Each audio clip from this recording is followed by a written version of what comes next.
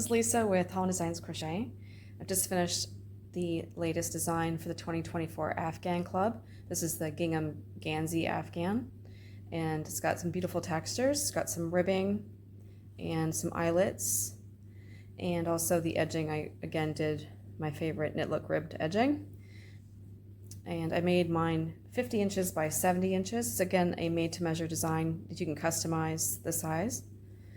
And I also used this half and half from Four Seasons, 50% acrylic, 50% wool, purchased here in New Zealand at Spotlight, also available in Australia from Spotlight. And for this particular pattern, I used a larger hook this time. I used a 10mm, so it's a bit of a larger hook, but it helps the project to go quicker. It also creates a very beautiful drape. So this is a very lovely soft blanket. I'll just give you a look at the written instructions as well before I do a bit of a stitch demo for you. So again, I do say that you can make it to any size. I gave you my finished dimensions, which correlates to the yardage that I used. So I had 2,600 yards approximately. And my patterns are always written in standard US terms. So I've provided a link in the pattern to a website which will give you all of the standard abbreviations for, or definitions for all the standard abbreviations that I use in the pattern. And there's just a lot of great information on this website as well. So it's just really handy to have that. And in this pattern, the V-stitch is defined as double crochet, chain one, double crochet, all in the same space. And I've just left a note saying there's no right or wrong side to the blanket because both sides are equally lovely. But I would, again, consider the ribbed side, which I showed you, to be the right side of the design. The other side, the wrong side, has a nice texture as well, but again, I would consider that to be the wrong side. So I will just go ahead and demonstrate some of the stitches for you so you have confidence to get started with this design. This is a made to measure design. So at the beginning here on row 1, you are given the math, so you can customize the size. So it does say a multiple of 24 chains plus one additional chain is what you need for your first row. And then row 1, I just have single crochet in each stitch across, basically. So I give you the starting chain that I used and also my stitch count. So for the swatch that I'm using here, this that I'm making for you, I've done 25 chains to begin, and I've got 24 single crochets on my first row. So I've already done that for you. And then, so I'm just saying I won't demonstrate it since it's just single crochet. But row 2, we're going to start to create some textures. So row 2, I began with a single crochet in the first stitch. Then I'm going to skip the next stitch and work a V stitch in the next single crochet. So again, in this pattern, the V stitch is double crochet, chain 1, and a double crochet, all in the same place or space. And that is again 3 stitches. So the stitch count is always remaining the same. We've got 3 stitches that make up our V stitch, and we are skipping the single crochet before and after the V stitch. And this is what's going to create a bit of a hole to create the eyelet and a bit of a lacy effect for one of the textures in this design. So then we're going to skip again this next single crochet, and then I'm going to single crochet in the next 8 single crochets. So I'll just do that quickly, and then I will show you the rest of the row as well.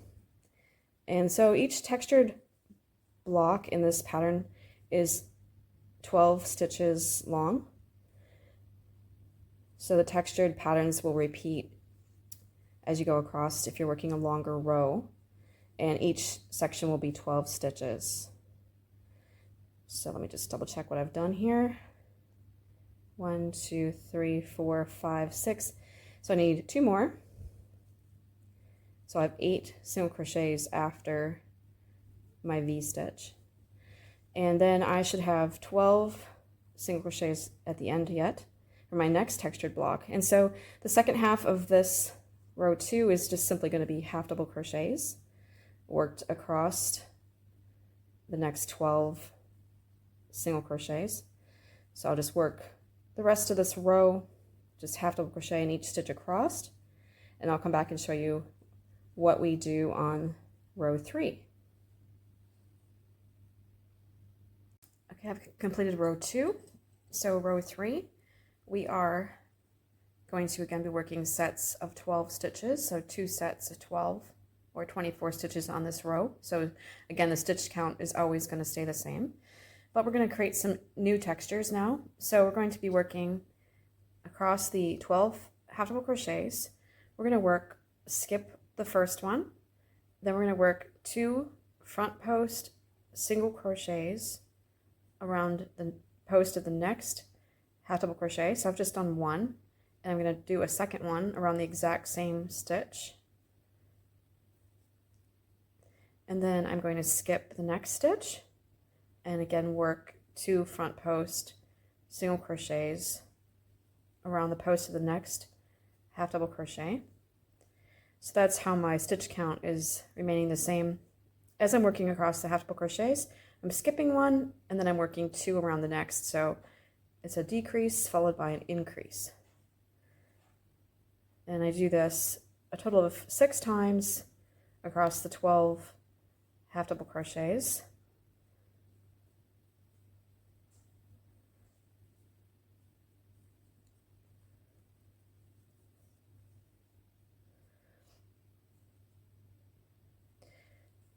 So I have 2 more to go.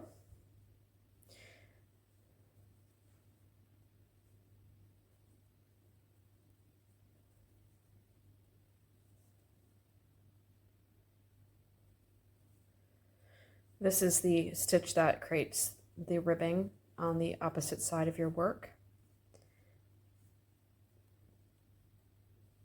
Okay, so I've completed the first 12 stitches. So I've got 12 front post single crochets, and on the opposite side you can see the ribbing that's been created there.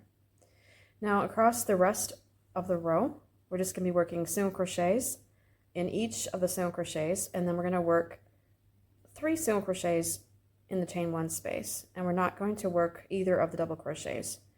So that will again be 12 stitches as we complete this next textured section. So we'll have 8 single crochets, skip the double crochet, 3 single crochets in the center here, and single crochet in the last. So I will finish that and then I'll come back and show you the next row. I'm beginning row 4 now, and the only thing that's different about row 4 is the placement of the V-stitch is going to be shifting. So with row 4 we begin with 3 single crochets, we skip the next single crochet, and then place our V-stitch in the next single crochet. So this is a shifting of the placement of the V-stitch so that they do slant sideways.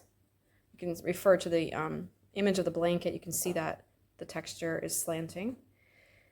And then we just continue on with the rest of our single crochets for this textured section. So we'll have, after this, we'll have 6 single crochets.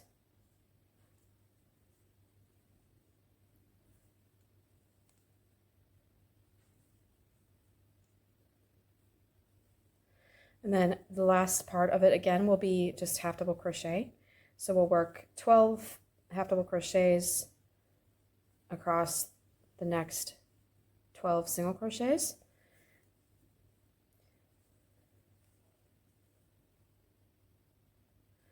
So this row is very similar to what we had done already on the previous row with the V-stitch, row 2. But again, the only difference is that the placement of the V-stitch has shifted.